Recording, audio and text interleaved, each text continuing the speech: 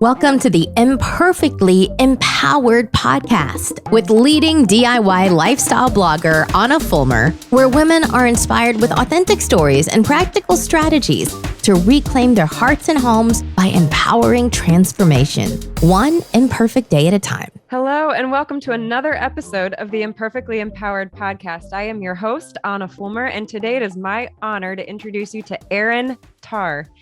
Erin Tarr is a speaker, confidence coach, and founder of Be the Benchmark, a program dedicated to coaching teen and tween girls to change from living self-conscious to self-confident. She is a Central Illinois Business Magazine 40 Under 40 recipient and a sought-after keynote speaker.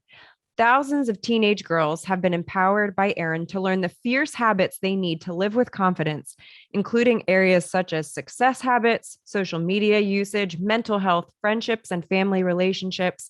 Erin lives in the cornfields of Illinois with her husband, Adam, and their own 3 fierce girls. Welcome, my friend and the woman who I will have on speed dial in the next 3 years, Erin Tarr. Erin, welcome to the Imperfectly Empowered podcast. It is so fun to have you here. I have to tell a little story about Erin. We met at a conference and we sat at the same round table, and we were all introducing our businesses, what we did, what our passions were. And we got to Erin, and Erin basically says, I hang out with teen and tween girls all day. And I mean, maybe I'm the only one, but I'm thinking like either this woman's not fully there or she's on drugs or something.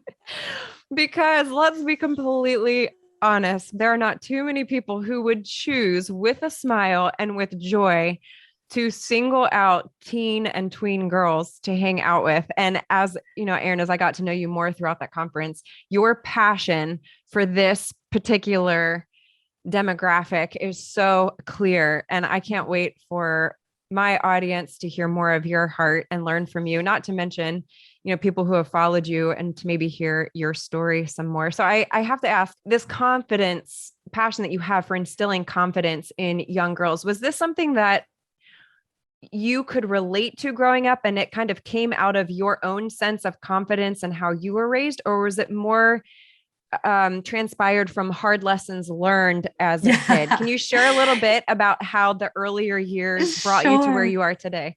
Yeah, it was definitely the opposite. It was definitely the second one. Okay. Of recognizing how difficult it is to be a teen and tween girl. And I think it is very hard to be a parent of a teen or tween girl, but that is second to how hard it is to be a teen or tween girl. And we forget that when we're raising them on the other end. But what really happened, I'd always been very passionate about education, about personal development, about really just leadership is kind of how I initially looked at it.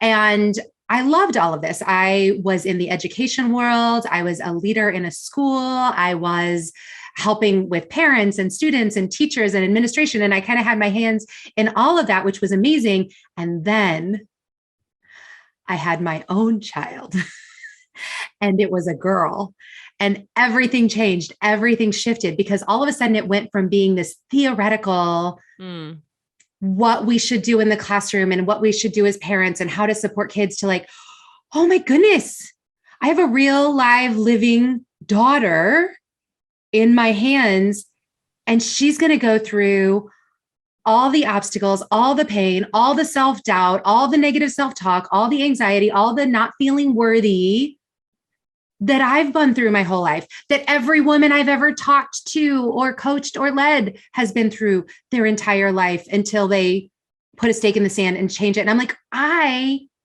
don't want that for her.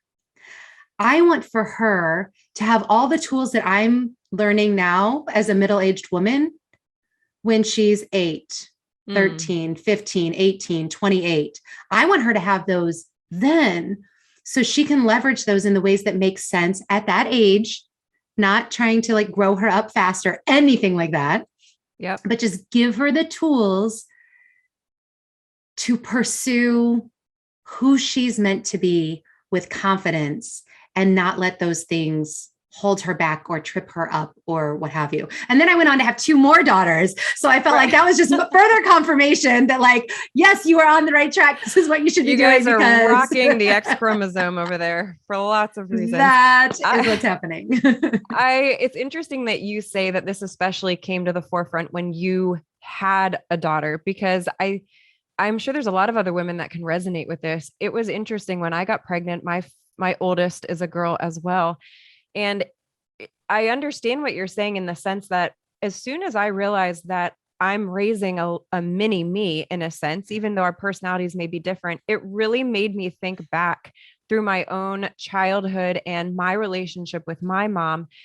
And it does make you really contemplate, okay, what were things that I really liked about that relationship? What were things that I would do differently? And I'm wondering, as you were in that moment, you're understanding you're about to have a daughter, did you think back through things like that? And as you were thinking through them, tell me a little bit about kind of early on in the process before you even founded Be the Benchmark.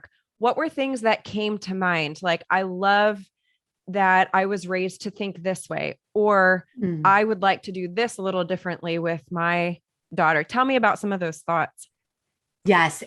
For me, a lot of it was always, I'm a future oriented person, like on Strengths Finders and different things like that. I'm always looking for the vision of the future. And for me, it really came down to, I want a relationship with my daughter when it became daughters, right, where they want to spend time with me when they don't have to. And then it was all about working backwards. Like, what did my parents do that I really liked? And what did they do that made me not so attached in other ways? And I started to deconstruct. I'm a very like detail oriented person. So I started to deconstruct everything. Like, I love that my mom made all of the costumes for our ballet studio.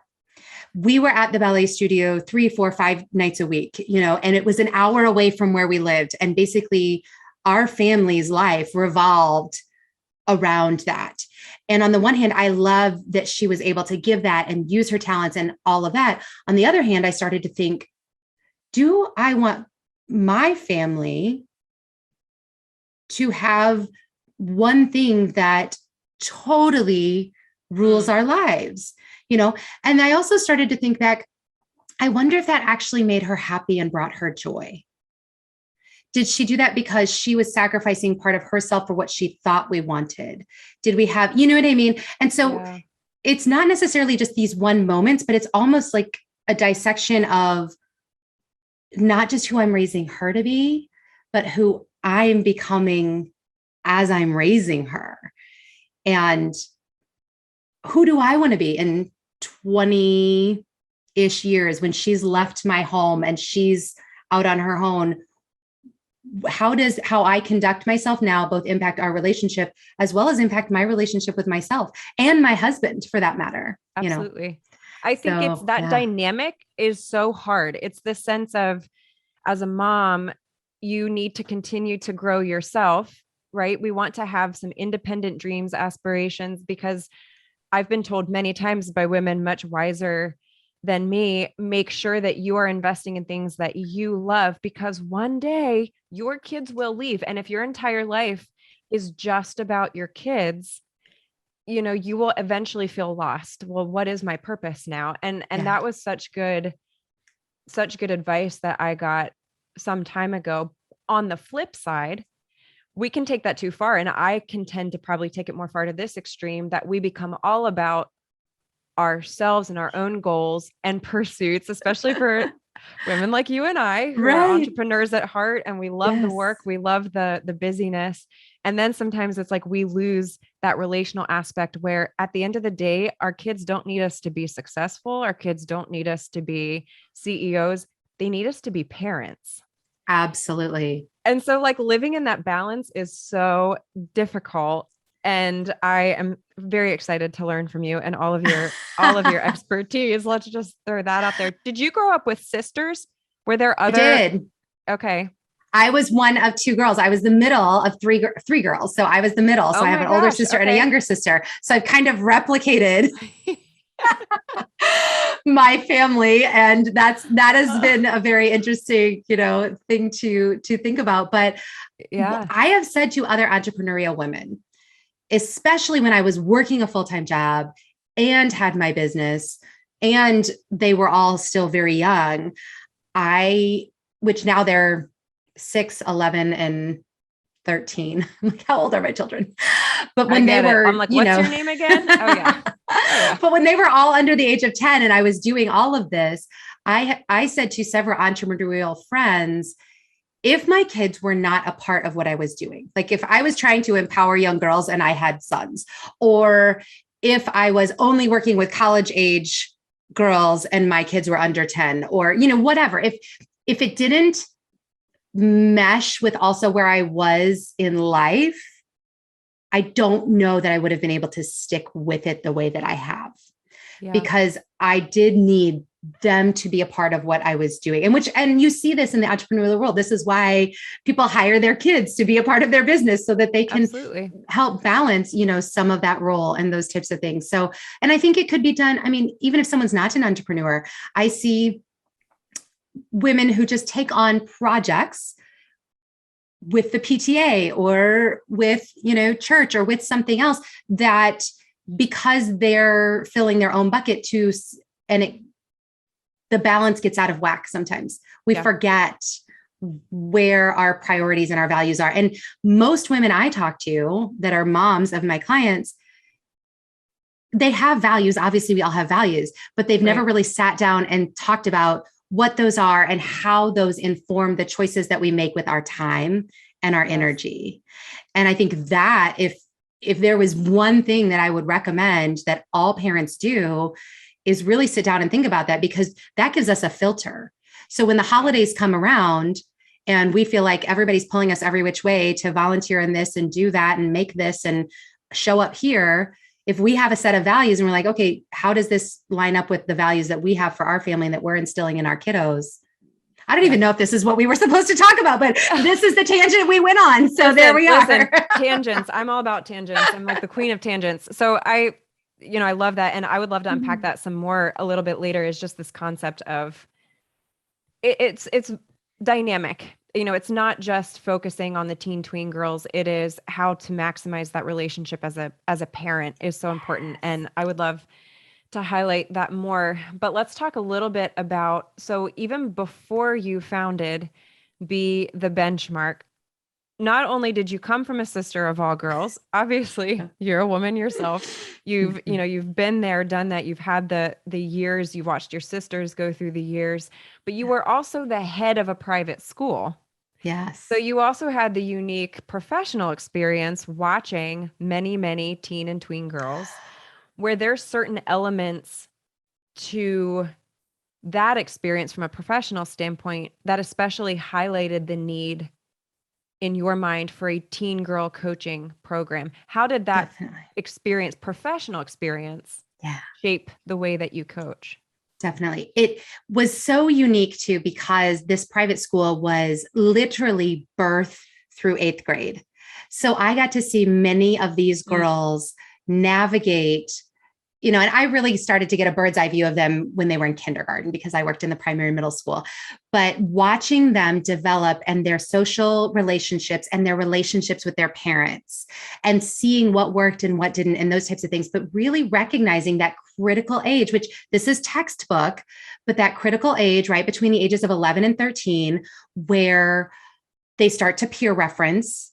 They start to really look inward and doubt themselves. They really start to think negative thoughts about themselves that I hear from 8-year-old moms all the time. And I saw this bear out in the school. Oh my gosh, my kid's so fierce. They're not going to have any problems with self-esteem or this, that, or the other.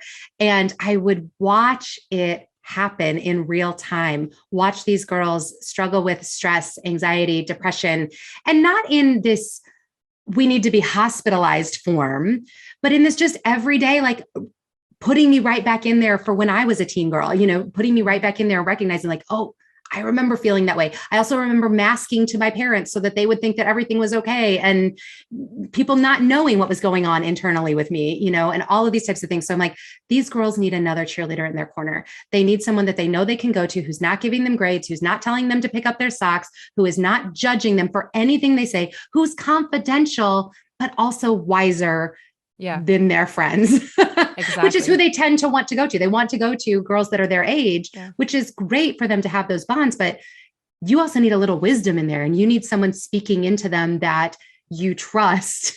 Right.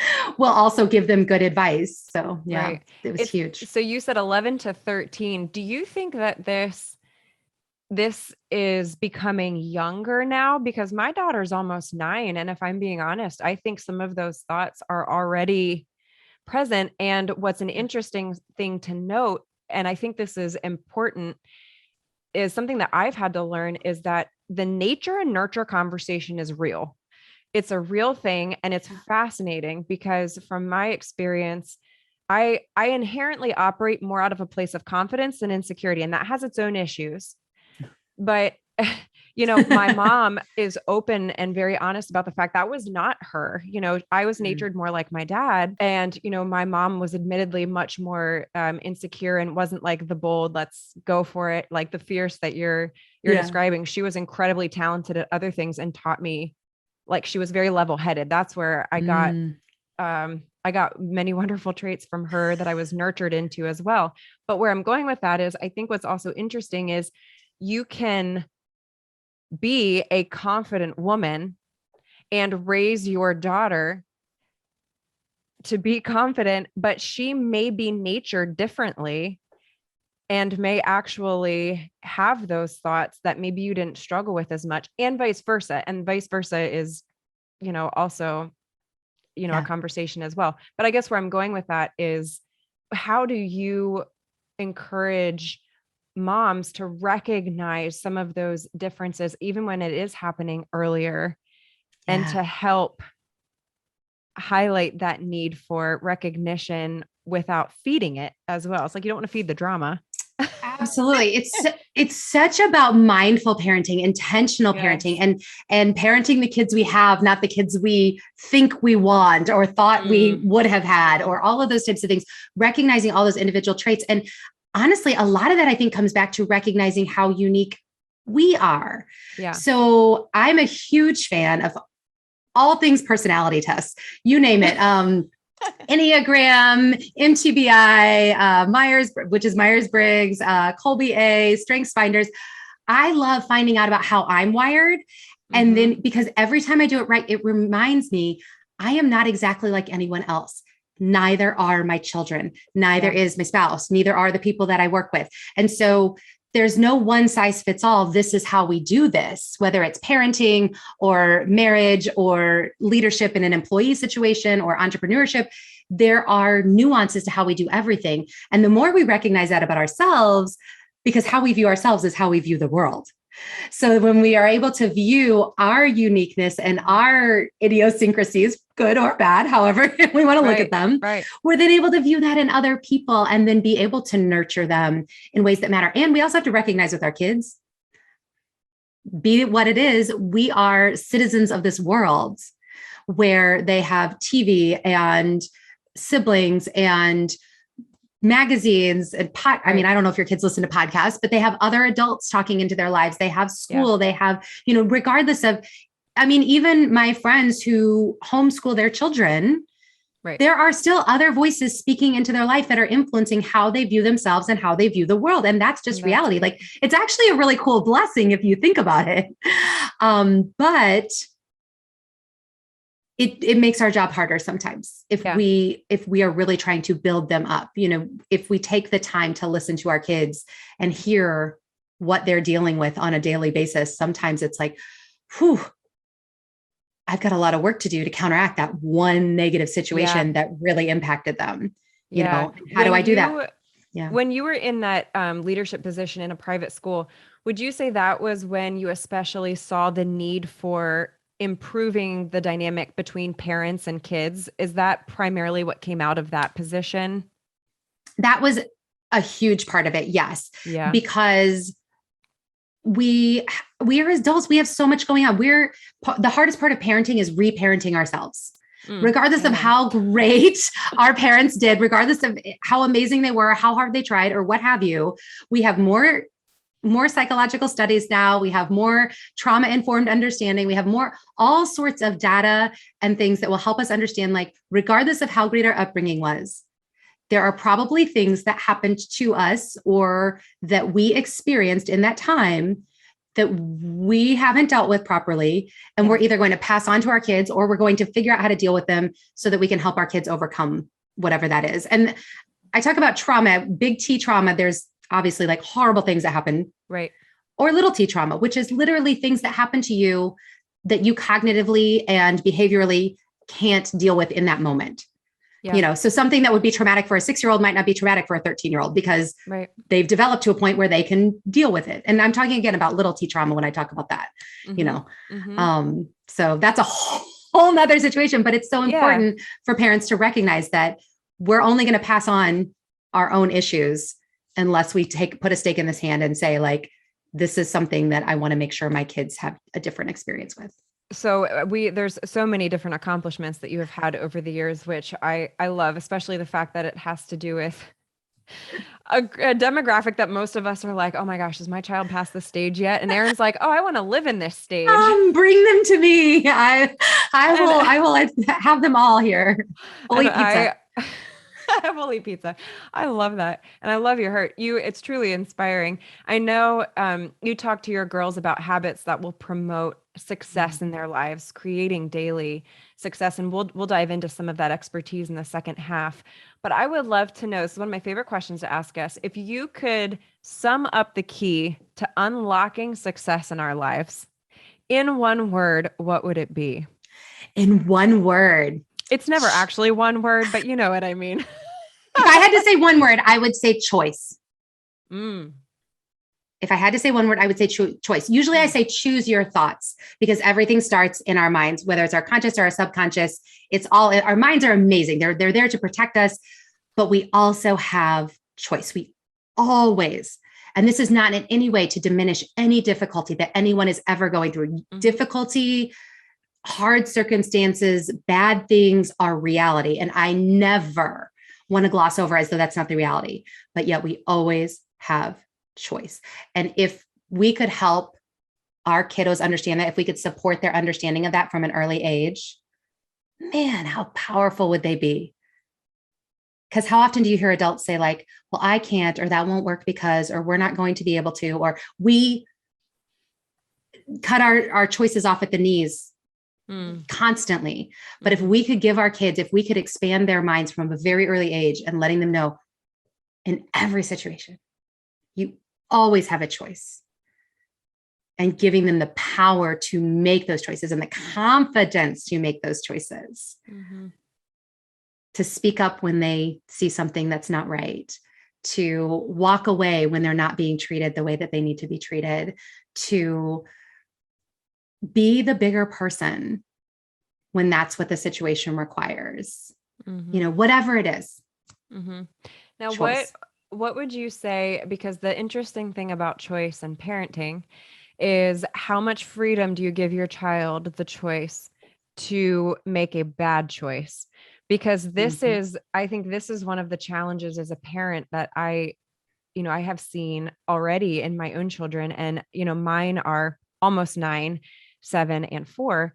And it's interesting because even at a young age, one of my children simply had to make the bad choice. It was just part of it. It was, you could say a million times, don't touch the candle flame. Don't touch it. It's going to burn you.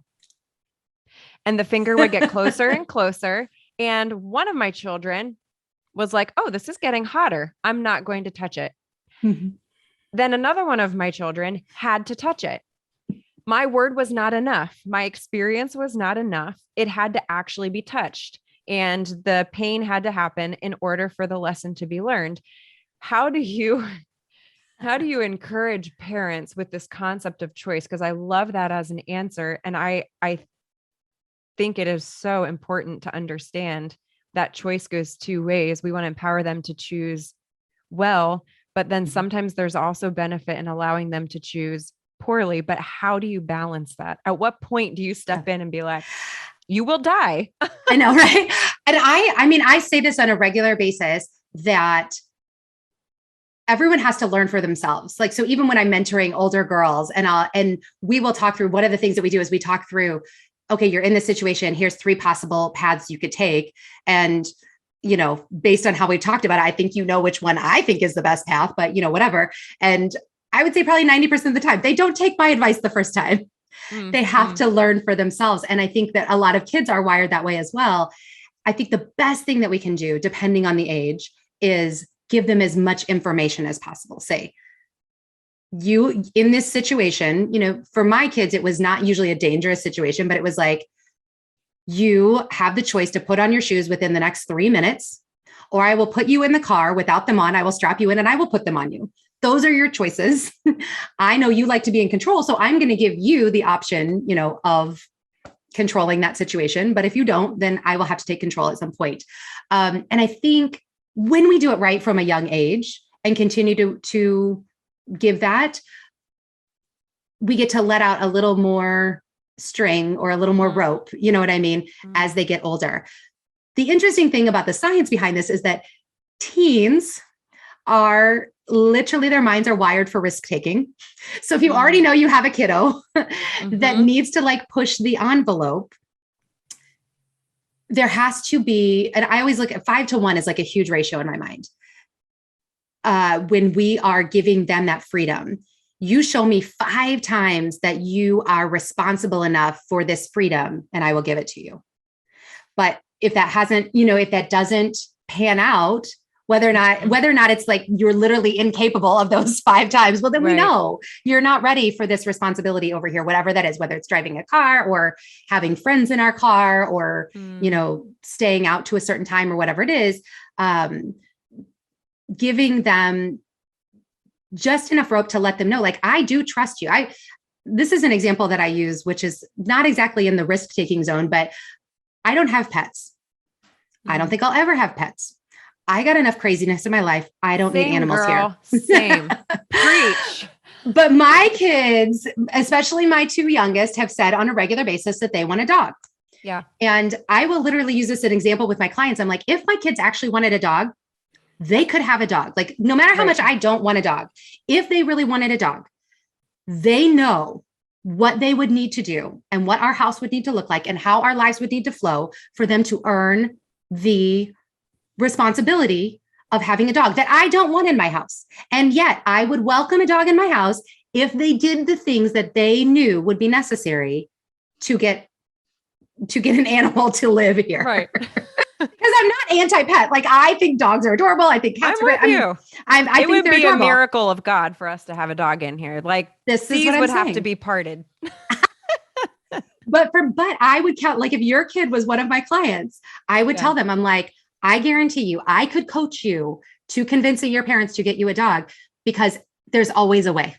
Right. There's always a way. But most people don't want to do what it takes to get to the thing that they say that they want, especially kids. And so it's kind of a different thing than the whole risk taking, but at the same time, it's how do I give my kid enough responsibility and enough information that they can make a wise choice. And then if they don't make a wise choice, that's okay, because hopefully it won't be death at that point. Right. Hopefully we're doing it enough and scaffolding in. Hopefully we're scaffolding in those moments over the course of their life. So when it does come to driving a car, thinking about going on spring break in college, you know what I mean? Or even just going to college, there are going to be big decisions that they need to make. And the idea is that we will have scaffolded in the understanding of, here's the responsibility that you need to show in order for this to happen and for you to be able to make this choice. And they're still going to make bad choices. Right. Don't we all? Absolutely. Don't we all? And I'm hearing too, I love the 5-1 imagery. And I think one of the things that I have seen is so important is in those 5 moments, the key as a parent is they're not totally flying solo in these moments. And sometimes it's easy for me to get so caught up in my own work and what I'm doing that, they are going through one of these moments and I need to be present. I may not be like the helicopter mom or there's so many terminology, whatever, yes. whatever kind of the mom. Lawnmower mom, The whatever. Yeah. I don't need to be right on top of them, but I think for me, it's been important to recognize that it's in these moments I'm empowering them with the ability to choose, with the ability to prove themselves in a sense, but I need to be involved. Like these 5 moments are not, okay, bye. Off on an island. Right. Yeah, no, like definitely you're having not. Conversations through each of these moments and you're Coaching. actively involved. And that's what I was going to say. I feel like that's where somebody like you comes in to help us walk through our kids in these moments so that they can get to that one. I love the 5 to 1. I'm like, and it is the 5 to 1. And that's the same thing. Like when something negative happens at school or in their lives, they need 5 positive feedback things to recalibrate how they think of themselves and how they want to move forward. When I have a negative interaction with my kids, because we all have negative interactions with people, I am really cognizant of that 5 to 1. Like, how can I make sure that I'm flipping that script and making sure that the positive interactions that we have and that our family has together outweigh the negative 5 to 1. That's really, I mean, I'm constantly, thinking of it in that way. That. So before we go on a quick break here, one of the questions I love to ask is, you've already achieved so much in your life, but what is one goal you hope to yet achieve in your life? And it could be personal or professional, any goal. We're all about goals here. The next thing that I'm really working on is a children's illustrated book about my social sweet shop, helping girls specifically, but all children and even adults understand that there are different types of friendship and how those flow and how we think about our friendships is going to inform, because the biggest thing that I see happening with teen and tween girls is they meet somebody, they connect, whether it's a romantic relationship or otherwise, they spill their life to this person. They're their best friend. Mom, you don't understand. This person's amazing. And then 3 weeks later, that person's gone and we're left to pick up the pieces. And so really helping them to understand, like, okay, where does that person actually fit in our social sweet shop? And what does that mean about how we should be interacting with them and what we need to do and what their responsibility is and how they can move to maybe be a more important person in our life or not, those types of things. So the social sweet shop, it's going to be a children's book though, because I love it. It's all about like cake and chocolate covered pretzels and jelly beans and all these things. So it's a very visual sense of helping them understand, their social lives. That's so sweet, literally and figuratively. My goal is to own an island. Erin's is to change your daughter's life. So I mean, if I sell enough books that I can buy an island, we can share. I'm in. I'm totally in. I absolutely love that goal. And listen, when you publish that book, we'll bring you back on here because I will definitely want to share that. We're going to take a quick break. But when we come back, stay tuned for a speed round of this or that with Erin. We're going to get to know her a little bit better. And we're going to hear her expert advice on helping our teen and tween girls live with more confidence right when we come back after this break. You have tried it all. Worried you will never lose the extra weight or reclaim the energy you once enjoyed? Want to achieve fat loss without spending hours in a gym or eliminating entire food groups from your diet? Well, now you can.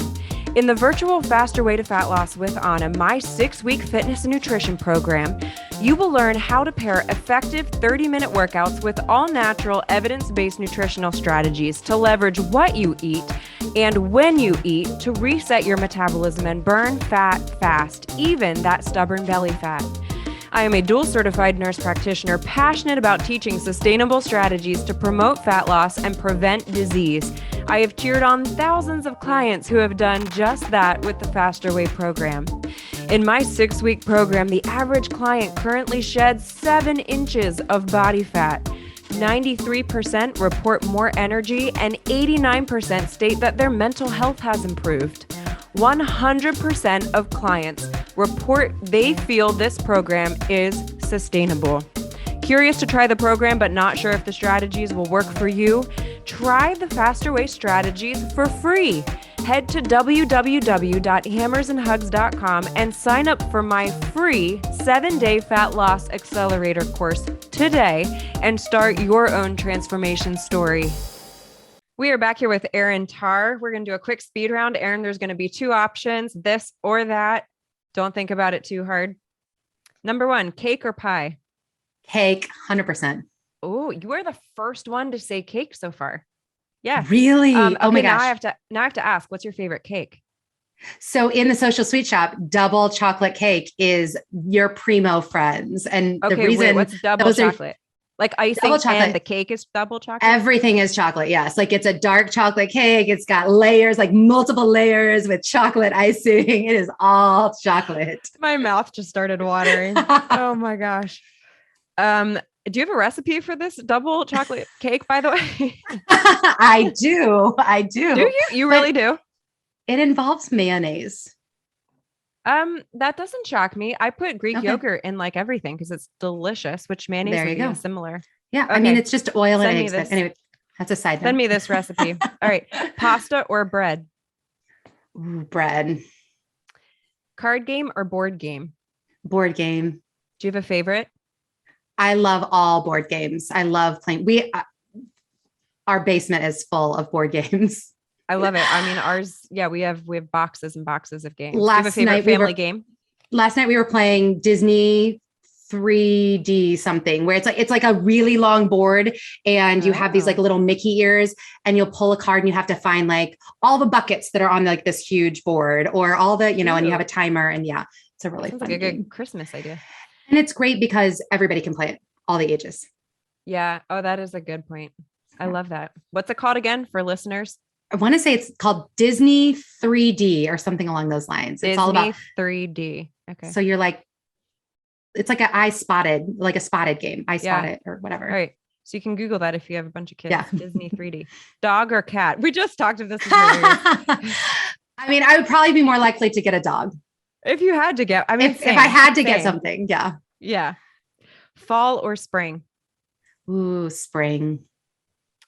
Taylor Swift or Demi Lovato? Taylor Swift. Taylor. Okay. What's your favorite Taylor Swift song? What's the one where she's talking about in the backseat of my car? That sounds horrible. Teen and tween girls, close your ears. No, but it's like about not having a song or something, right? Like we don't have our song is the da na na na na na na na na na. So yeah, that's the funny thing. One. That one exactly. But I don't listen to a lot of pop music. So yeah, I listen to the radio. Taylor. Yeah. I love it.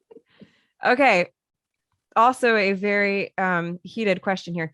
Toilet paper roll, over or under? Okay, so most of the time I don't care, but I have been paying attention recently and doing over. You're a nice mom. Okay. I know, because I saw a meme that was like, beard is okay, but mullet is not. And so while I have literally never cared, some reason that meme stuck with me and I'm like, okay, beard's only in this house now. Beard or mullet. Oh my gosh, man, I was passionate about it before. It needs to be over, but now that under is being associated with a mullet, it's like, I think this is what happened to me. Yes, exactly. Black and white now. There's no middle ground. All right. Early bird or night owl? Neither. Oh, I get 8 to 10 hours. I get 8 to 10 hours of sleep every night. I go to bed around 10:30 and I wake up around 6:37. So whatever, 11:30, 4:30, 5:30, 6:30. So 8.5 hours of sleep. Yeah. Which I don't consider either one. So that's not staying up very late and that's not getting up very early. Like so my framework, which we'll talk about a little bit, is the fiercest framework. And the S at the end is about sleep habits and how that is foundational to our health. And the earlier we can learn that, especially as our brains are developing through the age of 25, the better off we're going to be lifelong. So I preach it because I do it. So sleep habits. Good for you. Okay. Well, I'm excited. I'm excited for this. Highly 100% agree with you. All right. Pool or hot tub? Pool. Okay. Last question. Candy or popcorn? Popcorn. Yeah. It's really funny when I ask this, like at the movies, candy or popcorn, and people say candy, there is one candy that you get at the movies. Like it's your thing.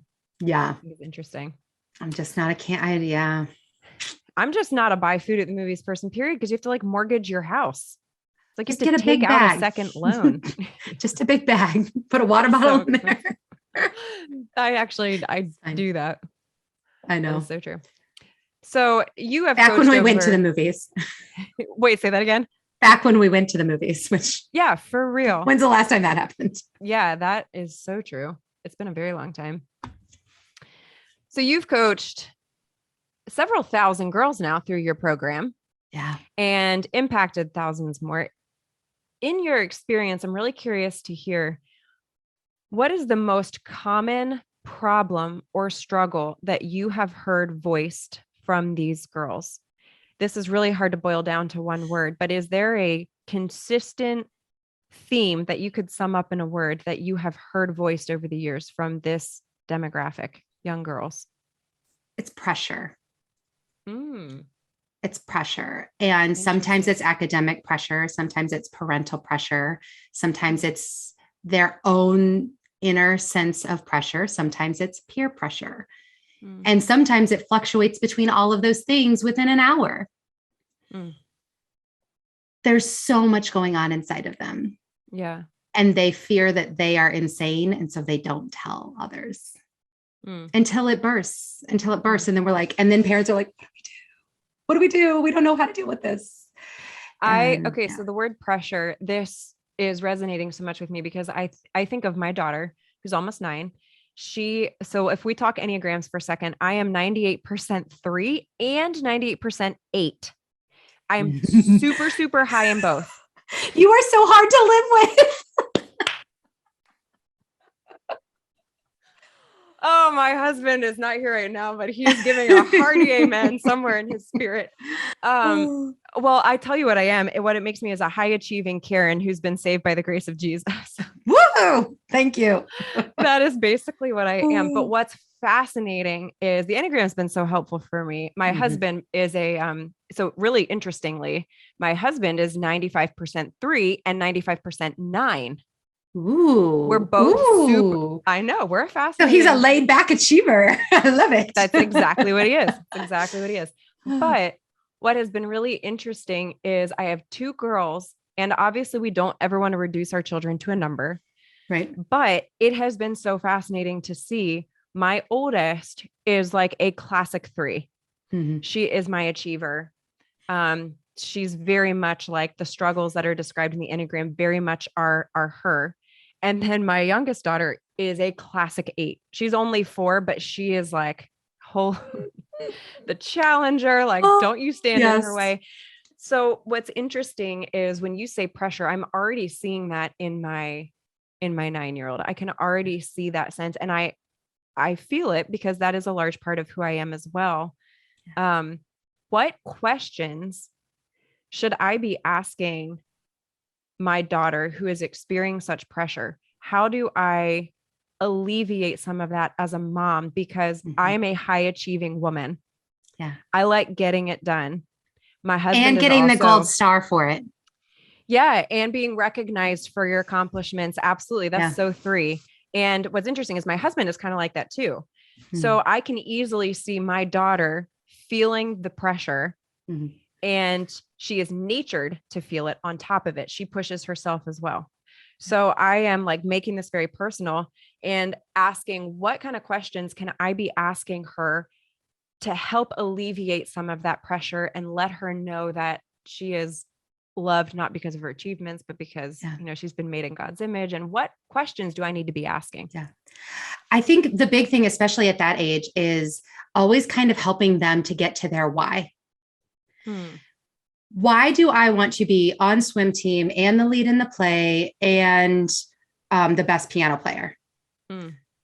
Is it because I really sincerely enjoy all of those activities? Or is it because I love being the best at everything and I love everyone praising me and I love everyone, whatever? Not that there's no judgment. That's why you want to do it. However, do you get up excited about every single one of those activities if you weren't getting an award at the end? If you wouldn't have a standing ovation when it was over, would you still have been glad that you did it? Not to say that you can't do things sometimes for that. You know what I mean? Like not to, but to help her start to have those neural pathways of asking herself those questions, because right now it's all on you to sign her up, to take her there, to do the thing, whatever. By the time, and I have a client that is like this, who is a senior, who is on the varsity soccer team, who is editor of the school newspaper, who plays the flute, who has a part-time job at the YMCA, who codes robots and then teaches other people how to code robots on the weekend, plus has taken a double honors load this entire time, TAs for one of her teachers. I mean, literally, like I am not making up any of this. And yet she comes to me just exhausted, right? Yeah. Yeah. And she knows, like in her mind, cognitively, she knows like this is too much.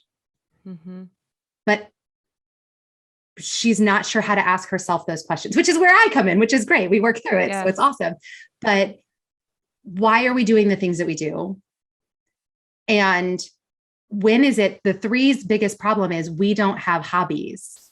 We just do things for what we get out of it. Yeah. We like to check off the boxes, get it done. Exactly. Feel the joy of the achievement. Yeah. Put it on the resume, whatever it is. And again, I never want to shame kids, especially, because this is just how we're wired and also nurtured, right? Yeah. There's no shame in it, but just helping them to ask the questions. And because I, as an adult 3, struggle with, what do I do just for fun? What is just for me? What do I love? You know what I mean? Like when I read a book, it's to learn something. When you know what I mean? And again, not that there's anything wrong with that, but to the point where we burn out. Yeah. Because that's where we're at, because we haven't stopped to reflect and ask ourselves why and take time to breathe. So just helping her learn how to ask those why questions herself, I think is huge. I love that. And I think part of the challenge, especially at this age, again, I'm kind of, my daughter's just on like the very beginning of this age group. I think it's also constantly trying to be insightful, watching for cues that she can't verbalize, but trying to really assess, does she truly love this? Because she's already, she's in performing arts. She plays the piano. She wants to do everything, which I completely understand. Yeah. I was the same way, but I see there's certain things that she does, and I don't know that she truly loves it. It's not necessarily bringing her life, but then at the same time, the balance is, I'll use music as a great example. Piano is really the first place that anybody who wants to be on stage, regardless of what you want to do, you need to play piano, period. You need to have some sort, it's an education. You don't have to be a pianist, but it's an education. Know how to read music, know how to develop your ear. Absolutely. My daughter loves the stage. She is a natural. And I had to help her understand, you don't love the piano. I understand that. But if you want this that you really love, then you do have to do this. But one of the balances we came up with is she takes piano every other week, as opposed to every week. Because I also recognize she doesn't just love it. She absolutely loves the performing arts center that she goes to 2 hours a week to dance and act. Yeah. So I guess I'm verbally processing through what you're saying and trying to find that balance where sometimes our kids do have to do the things they don't absolutely love in order to get what they really do love. And so a lot of the times, a lot of times that's true. And that is an interesting part about teaching personal development to kids who are still developing and figuring out who they are. We have to try all the things. We have to go to school and learn things. Like we were talking about, I don't know, sine, cosine, and tangent with my 8th grader the other day. Right. And she's like, Mom, have you ever used this? And I'm like, I swear I have not. I just got an instant headache just thinking about it. I was like, I swear I have not. I said, but if you are interested in interior design and maybe want to do some architecture, I think there are applications where that might come in handy in the future. I said, I don't know. I said, that being said, I remember SOHCAHTOA, which was like my mnemonic device for sine, cosine, and tangent. And I said, girl, you paid much better attention. I'm like, what is SOHCAHTOA? It's my mnemonic device. But anyway, but yes, but we talk about it because my daughter also, my daughter's a 2-wing 3. I'm a 3-wing 2 and she's a 2-wing 3. I totally see that. Yeah. And also oldest child. So there's that, jive. Yeah. Also my second child is an 8, which is really interesting. That's so funny. We have a lot to talk about. But we talk about because she loves the singing. She loves the performing, the voice lessons, but sometimes the voice lessons get hard when you get to a certain level. She's almost 14. Yeah. And it's not just singing for fun. There's some work that has to be done. And what I tell her is what you'll find in life is you have to, this is going to sound a little crass. You have to eat the crap sandwich sometimes to get the dream. You have to love the goal enough to do the thing you don't want to do to get to the goal. And every dream worth having has a crap sandwich along with it. And if you don't love it enough to do that, then that's not really what you want. It's the same thing as getting a dog. You got to eat the crap sandwich of getting the dog. And if you're not willing to, then you don't want it that bad. And that's okay too, because I think, with the right support, you're going to find whatever the thing is you love. But yeah, that is something. And school is one of those things to some degree, because you want to be an adult that is responsible and on your own. Well, most places are going to make you show some sort of diploma certificate for that, right? To get to the next level, and maybe multiple of those. So you got to do it. I think that concept expands to so many things, even outside of like achievement-based topics. I think even in relationships, this is true. I think about when I was a kid, like I got made fun of. I went through hard things. Like I still have, everybody has had those experiences in some way, shape, or form. And it's a similar concept. Like I wasn't just removed from the struggle. My parents were kind of like, they didn't say this, but it was basically like, suck it up. This is some life. People are going to, like you have to find your value outside of that. You are loved. You are, you're ours. Here's all the things that, make you so special. And I think it's important to give that reinforcement, but it's the same. What you're saying is true for so many things, that you have to go through the hard stuff, in order to come out stronger, or you have to do the crappy things in order to get the goal that you want. That concept of stop trying to skip the struggle. And in order to get what you really want. But I love the way you did it with the piano lessons of you found a way to make it work though, because it's not that she doesn't have to do it, or she does have to do it in a certain way. You thought creatively, you were a problem solver. She worked with you, because I also think those hard things, we can put a lens on and say, what if this hard thing was fun? What would that look like? How can we make it more fun? Or how can we make it work in our lives? So that's fun too. Well, I like the problem solving statement, because to actually go back. So I was made fun of in middle school on the bus, which is crazy when I think about it now, but I had these high school boys. They found out that I wanted to be a virgin until I got married. Oh my gosh. Never heard the end of it. I was a middle school girl. Can you imagine these high school guys? Like what? Anyway, so I started listening to CDs in the bus. That was my problem solving. It was like, okay, this is really irritating. It also hurts, but I don't need to sit and listen to it every time. So my solution was, okay, this stinks. I can't unhear it, but I'm going to listen to a CD. I don't need to listen to this the entire bus ride. So anyway, problem solving. It's not all or nothing, but it's not like my parents just drove me to school is where I'm getting at. Right. There was a middle ground, and I chose to listen to and you're better off because of it. Yeah. You're better off because of it. You have problem solving skills. Yeah. Absolutely. Absolutely. So one of the habits that you coach your girls through, I was a virgin until I got married, by the way. Let's throw that out there. I achieved that goal. That's a whole nother conversation. I get a lot of eyebrow raises when I say that, but I made it.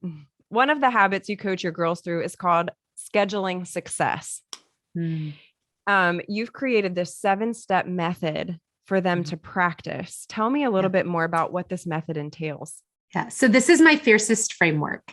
And the idea behind it is that these are the habits, attitudes, and mindsets that you need for success in anything, whether we're talking about relationships or a big goal or dream or whatever it is. And to do a quick rundown, it follows the word F.I.E.R.C.E.S.T, F-I-E-R-C-E-S-T. So it's 8. I'm like, how many is it? I have to count.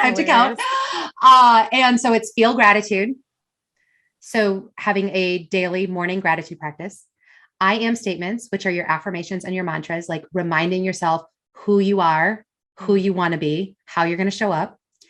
E is exercise, but I say that with a caveat in the sense that for when I'm teaching this, I talk about literally 60 seconds of movement first thing in the morning to connect your mind, body, and spirit. That's what I'm talking about. Now, hopefully that also extends into other areas of their life and they move more than that. but that's what the first E, first thing in the morning is. R is read. And again, this is not your school reading or a novel reading. This is read an idea or a thought or a passage. Like I personally read the Bible, but I tell them quotes or whatever, whatever it works. And then what I want you to do when you read about it is think for a second. Do I believe this? And if I do, how does that impact how I'm going to live today? And so that's what the read is. Again, very quick. So they've had a gratitude statement. They've had an I am, they've done 60 seconds of movement. They've read something short and quick and thought about it. The C is create, because we are creative people. Like everyone is creative. So whether that's making a beautiful breakfast or putting together an outfit that they love or doing a little doodle or a sketch, whatever it is, singing a song, doing a dance, creating in some way, knowing that you have something to give the world, create. Encourage someone is the next E. So that's all about just impacting someone else in a positive way. Sleep is your sleep habit. So that's not exactly, that was kind of the night before, but it fits in the acronym very well there. Absolutely. And then T is trouble. Because you're able to do all these things, because you have this solid foundation that you are practicing these things, you get to go out and make your specific brand of good trouble in this world. What does that look like? How do you now have the confidence and ability and everything you need to go make an impact, whatever that looks like. So that is what I teach them over the course of usually 9 months, or we kind of tackle one of those topics a month in addition to the social sweet shop. So it's kind of a 9-month program that they get to go through. And we really dig deep into those topics and the science behind why those things matter and work. You know, it's not just like, oh, Erin came up with this cute little acronym. It's like, these are the things that matter and make a difference. Yeah. And you have so many, you talk about, social media alone, we could do a whole nother podcast on, just, you have so many practical ways for parents to walk alongside your children where they're not trying to do it themselves. What many people might not realize hearing this, we've been talking primarily about your role with teenage girls, but you also offer support for parents, especially moms. Just tell me a little bit. There's, women are the primary audience listening to this. And I really want, I want you all to hear this and to see this. If there's a mom here really interested, and there is surely many, but how can you support them when their child goes through this process? Because I think that's the question is like, what does it involve? How much time commitment do I need to put into it? What is it asking of my daughter? Tell me a little about the practical aspects of the program. What does it look like, right? Yeah. Well, so what's great about it is I have a virtual membership program. We meet 3 Sundays in the afternoons a month. And then I also have like a fun event that comes along with that. And then I have meetings for the moms as well, which are on Wednesday evenings, if they're available. It's totally up to them. The way that I really combine the support, there's kind of 2 ways that I can combine the support of the moms and the daughters. And that is through our Facebook group, where I post everything that I'm talking about with these girls. So if, I showed them a TED Talk, or if we addressed a specific situation or somebody had a very clear question, they know all about what happened in the group so that they can continue those conversations at home. In addition, the cool part, what I think is really cool, is I text the moms and the daughters every single day. So I have their cell phone numbers. I text them every day, and it's an encouraging word, or it's a quote, or it's a thought, or it's a what have you. So they're on the same page. They already have a connecting point. And especially as the girls get older, that's really important to have that connection point. But the Wednesday nights with the moms are my time to just encourage them and remind them that they're doing an awesome job and keep them feeling that this is a stage of life. Yeah. No matter how good or how bad it is, this is a stage of life, and we are going to get through it together. And we do a lot of problem solving. We do a lot of that type of thing as well. So, but I have a free here. That support. Yeah. That support that you offer. So it's 3 Sunday afternoons a month. Mm-hmm. And then can they sign up for, what's the package look like? Do you sign up for a year? Do you sign up for like, how do they? So we run the program September through May. And so if at any point girls can jump in, because it's a very welcoming group, all of the girls are very excited to be there and to meet new people and all of those types of things. So you can jump in at any point. We're getting in November is our I Am month. December is our exercise month, but you get access to the entire library of videos prior to that, anytime that you jump in. So they can also have one-on-one coaching with me. Mhm. Always. I'm always available for that opportunity as well, because especially as the girls get older, as they get into that 14, 15-year-olds specifically, but even some of the younger kids, they have very personalized issues that they want to talk one-on-one with an adult about in a safe space. And so I'm also available for that. But I was also going to say, I have a free group for moms as well, just called Fierce Moms, where all of our moms together are supporting one another, because I'll have somebody come in there and ask about, like, what does everybody know about period underwear? Tell us what's happening, because we need to figure that out. Or what is happening with, this specific show? Are you letting your kids watch this? Should we be watching this? What's going on with this? Does anybody know anything about it? What books should I be giving them for Christmas? Whatever, those are the types of questions we ask and support each other on. And that group is very protected, because there's a lot of girl mom groups out on Facebook, and the drama can escalate quickly. So I very much protect this group and want it to it's only positive, it's only uplifting, it's only encouraging, it's only compassionate. There is zero of anything else in that group. So that's always an option as well, Fierce Moms. And tell me again, the age range from the girls that you coach, like what's kind of that span? Starts as young as 8. I have girls 8 through 16 in my groups. And so I have in-person groups as well that are here locally, as well as online groups. And then I do one-on-one coaching all the way up through college, actually. That's awesome. Yeah. So just to recap for people listening here, the bottom line is you can sign up for this program at any time. Obviously you want to get your daughter involved in this. P.S. You're signed up.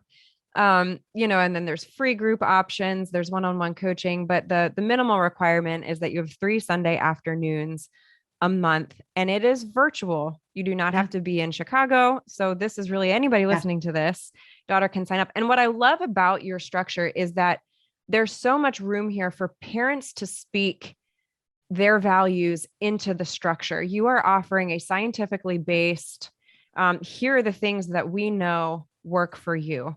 But I love it because it gives a lot of freedom for parents to still be able to speak the value that they hold dear in their own families, which may look a little different from family to family.